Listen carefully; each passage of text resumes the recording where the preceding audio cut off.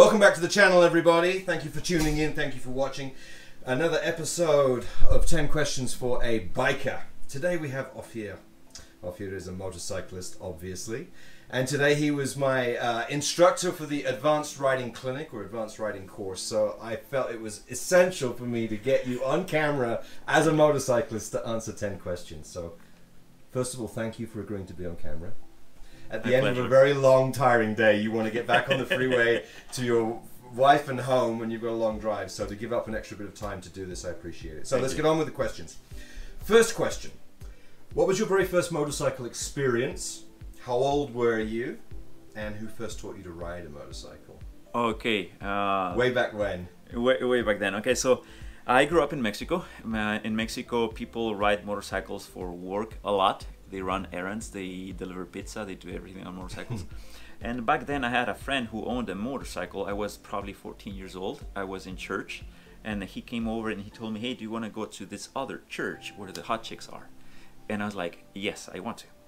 And so he put me back in the back of his probably 150cc bike. I don't know what it was. Probably street bike, Chinese dirt bike? Yeah, probably a Chinese street bike. Okay. Very common back in Mexico. And we rode, I don't know, 5-10 miles on that motorcycle. Did he have a helmet on? Oh, he didn't have a helmet on. I didn't have a helmet on. No gear. No gear. We were just, you know, flying through cars. I was wearing my tie, my white shirt, you know, church stuff, and I loved it. In the city of Guadalajara, Mexico, and I just loved it. I fell in love with the feeling of being on a motorcycle, zipping through cars, through traffic, and getting to see the hot chicks after the ride. Yes. So who first taught you to ride once you got the bug? So I had a friend of later on, still in Mexico, when I was about 18 years old. He had a GS 400, a small Suzuki that he bought and restored. Yellow, I remember it looked like a bumblebee, and I would ride in the back of his motorcycle. Same thing, no helmet, no anything. I don't know how to survive that. I didn't know any better back then in Mexico. There was no education, no helmet laws, and he told me a few of the basics of the riding, but I didn't really get to ride much on it. It was not until I was older, already married, already in the United States, living in Utah, that we sold our house that we had in Mexico, and my wife told me, hey, now that you have money, why don't you buy the bike that you've always wanted? And I was like, yes, I want to buy the bike. What a wonderful wife you have. Yeah, yes. She's a keeper, right? Yeah, she is. So the only thing that she made me promise was to always come back in one piece after each ride. She knew how much I wanted to ride. She always wanted to ride as well. And I made that vow with her of always coming back in one piece, and I had to reteach myself how to ride a bike. I probably shouldn't have done that. Now that I'm involved in motorcycle training, I know the importance of learning the proper way. But I didn't know of any classes or anything available back then. I just got on the bike and started riding. I think you're going to ask me what was my first motorcycle. That was the next question. What was your very first motorcycle that you owned or were given? So let me tell you the story then. So the bike that I bought was an SV650. Because I didn't know how to ride it, I actually told the seller, it was an online classified, and I told the seller, I want the bike, but you have to bring it to me because I don't know how to ride it. And he agreed. He brought me the bike. I gave him the money, a nice black beautiful SV650, and I parked it on the driveway, and a few days after that we had to move to another house just a few blocks away, and I was like, I don't know anyone who can ride my bike to the new house, right. So I might as well learn how to do it. Right. So I got on the bike. I've always driven stick manual cars, so I got the gist of shifting second and third gear, and I rode the bike home. After that, I was stoked. I just wanted more, and I kept practicing and learning how to do it properly. All right. Question number 3. What is and why did you choose your current motorcycle? And I'm sure you probably have more than one. 8. Yes. You have 8. 8. Okay, your main main street bike? Okay, because I don't have a main street bike, I'll tell you the one that I'm enjoying the most right now. Many people go from dirt to street. I kind of went backwards. So I have an two SV650s, one V-Strom, a couple of race bikes, and actually 3 race bikes. And my last addition is a DRZ 400. I have always been You're a big fan of Suzuki. Yes, I am a big fan of Suzuki. They're bulletproof. So I've been tempted on riding on the dirt for a while. I watch Long Way Round, Long Way Down, all those nice documentaries online, and even though I could do some adventuring on the V-Strom, I wanted something more dirt oriented. And a friend of mine offered to sell me his DRZ in exchange for some work. I immediately accepted. I spent lots of money in making it more adventure, ready, bigger tank, panniers and everything. And so I've taken that one to Moab, to motor camping. I do motor camping on that one. And my last fun trip was to Death Valley, where I spent 3 days motor camping, going to remote places, just enjoying the scenery, and I'm loving that little bike that goes everywhere. Question number 4, how often do you ride? How often do I ride? Not as often as I would like to, because I am traveling a lot to teach classes. I travel all across the state and sometimes out of state. I've been to Pennsylvania doing some motorcycle training work. I spent a week in Colorado just a few days ago training instructors.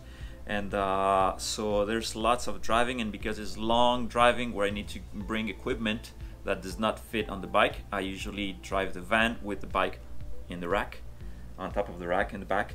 But anytime I have time, I definitely go riding. I live in Fresno, so there's lots of nice roads around in the Central Sierras. Although I will say, if you are instructing, you're having to do demos. Yeah, so I ride, but in a controlled environment, doing a 20-second demonstration, which is not the same as going alone, camping, and having fun. But yes, enjoying the I do ride a lot in that sense, yes.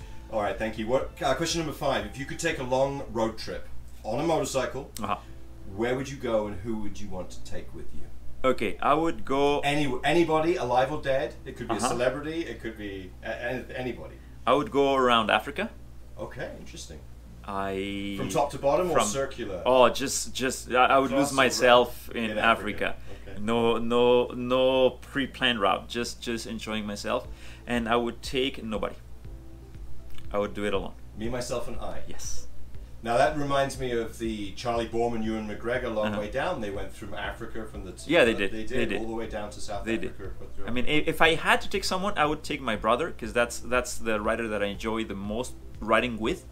But one of the reasons I enjoy motorcycle riding is because it's my time with me and the nature. You enjoy the solitude. And I absolutely enjoy the solitude. Interesting. Question number 6. If you could only own one motorcycle for the rest of your life, what would it be and why? Now this is the magic bike that never goes wrong, that can be fixed, and there's always parts. Specific model or? Yeah, no, a specific motorcycle. Of all the motorcycles you've ever owned or used or looked at or tried? It'd be a light adventure bike, something in the 600, 800 cc, probably a Tiger 800 or even a V-Strom 650. That'd be fine. That's a middle ground with everything, because I want to take it to anywhere I want to. So I'd do it all. I'd do it all bike, yes. Okay, interesting. Thank you. Question number 7. Do you have a favorite motorcycle YouTuber or YouTube channel that you follow? I don't. No. I'm not drawn to YouTube that much. I don't spend that much time in the computer in YouTube. I work on computers all day, so when I can get rid or get away the computer, I try to. And usually I don't trust YouTube channel instructors or people that teach how to ride on YouTube. Even simple tips, I'm not very a big fan of that. Okay. Question number 8. What's the scariest thing that's ever happened to you while riding a motorcycle? The scariest thing, I don't know if it was scary, but it was very shocking. Coming off an advanced class down in San Bernardino with my brother. We took it together, and on our way back to Fresno, we decided to take Highway 2, the Angeles Crest Highway. Exactly. because we had been told that it was like the thing that you needed to ride around a great ride, a lake. yeah. So we were following a jeep, you know, across the twisties there, and we saw the jeep hitting something and tumbling around the road. We immediately stopped, and lo and behold, Rider had gone wide and hit the jeep. Another motorcycle rider coming in the opposite direction, hit the jeep head on. Oh. And it was very shocking. There was nothing that so could you were be first done. on the scene? Yeah, we were the first accident. ones on the scene. We pulled over. I had my GoPro with me, so I even had to give CHP the footage of what we saw and what we witnessed. It was very shocking. Was he calming? The rider, he died on the scene. Oh, it was a fatality. It was a fatality. He died on the scene. Nothing we could do. I tried to give CPR, but nothing that we could do to help. We helped the two ladies in the jeep, you know, because it was on its side, and well, it was, I mean, it as was instructors, shocking. we have to be certified in CPR and triage training and being able to administer first aid. But there was nothing you could do. And that was extremely shocking, especially coming from a motorcycle training session where you know everything is about safety and staying alive. It makes it very real. Yeah, it makes it very real. Wow. Okay. Let's go to a more happy question.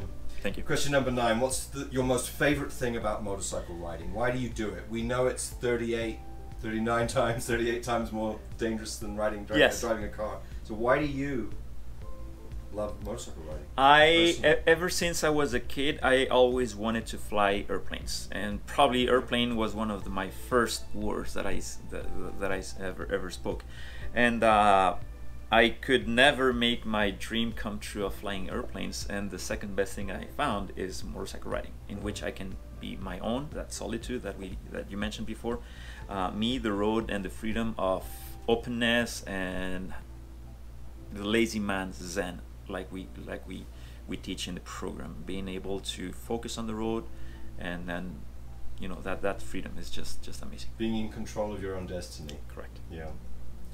Last question, question number 10. What's the best piece of advice you can give new riders? Someone considering becoming a motorcyclist, or someone who's just got a bike, what's the best piece of advice you could give them? Take the class. I was fortunate enough not to die on my motorcycle by learning on my own, but now I know how, probably not stupid but it was not the right decision. If I had known how important education is, I know my learning curve would have been much more efficient, much more effective, and I could have learned much more quicker in a safer environment if I had taken a class. So get professional instruction. Get professional instruction. Don't learn with your neighbor or your friend or your buddy or your uncle. Get professional instruction. Correct. All right. Thank you, sir. Ride safely, come home alive, as I say. That's my catchphrase. I appreciate you being on camera. Awesome. My pleasure. Thank you.